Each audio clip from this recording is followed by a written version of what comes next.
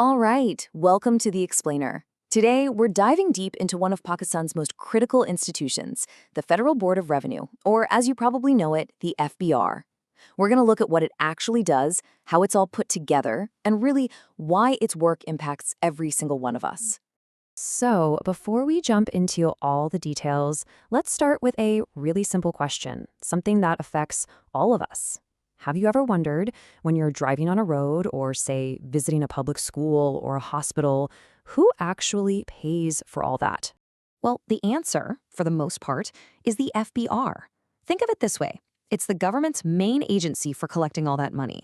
It's kind of like the nation's financial engine, right? It's collecting the taxes that fuel everything from massive infrastructure projects to our public healthcare system. And we're talking about a huge operation here. I mean, the FBR employs over 21,500 people. That's a massive team, all working to manage the country's pretty complex revenue system.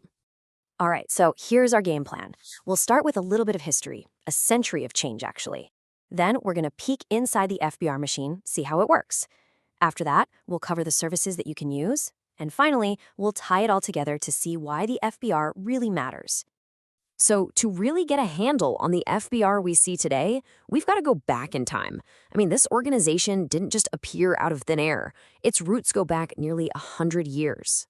So the whole story starts way back in 1924, under British India, with something called the Central Board of Revenue, or CBR.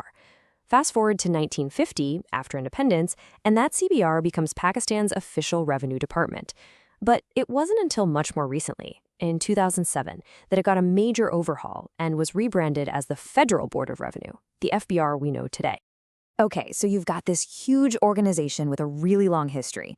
But how does it all actually work? Let's pop the hood and take a look inside the machine. So the FBR is basically broken down into these different operational departments they call wings. And each wing has a super specialized job. For instance, you've got the Inland Revenue Service. They handle all the taxes inside the country. Then there's the Pakistan Customs Service, which manages everything coming across the borders. And of course, you've got other wings that focus on things like legal stuff, HR, and this is a big one, pushing everything towards technology. Now, let's zoom in on the two biggest players here, Inland Revenue and Customs. It's pretty simple when you think about it. Inland Revenue looks inward, right? It's all about domestic stuff like income tax and sales tax. Then you've got Pakistan Customs, which looks outward, managing goods, collecting duties at the country's borders. So they have different day-to-day missions, but they're both working toward that same big goal, collecting revenue. And believe it or not, it gets even more specialized. On top of the main wings, the FBR has these directorates that are almost like special ops teams. I mean, these guys handle the really critical stuff, like intelligence and investigations into tax fraud, and one of their most important jobs, broadening the tax base. That's just a fancy way of saying they're always working to bring more people and businesses into the formal tax system. Okay, so that's the structure, but let's make this practical. What does all this mean for you? How do everyday people and businesses actually deal with the FBR? Well, for most of us, getting into the tax system comes down to these three basic steps. First, you register. Then you file your annual tax return. That's where you declare your income.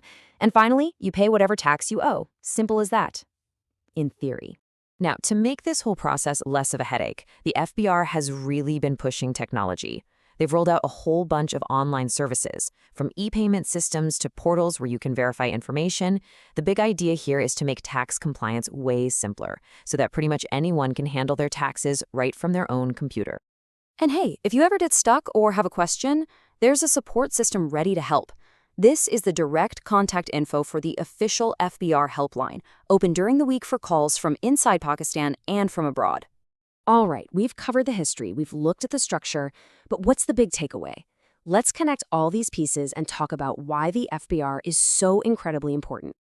To put it simply, the FBR is the economic heart of the nation. It's like the body's circulatory system, pumping the revenue that is the financial lifeblood of the government. That money is what pays for our national defense, it builds our highways, it runs our public schools, and it funds our hospitals.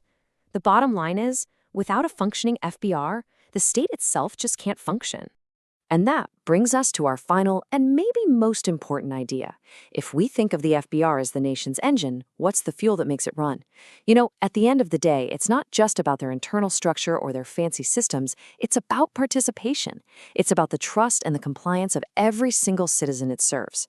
The FBR is really the system that connects every one of us to the future of the country.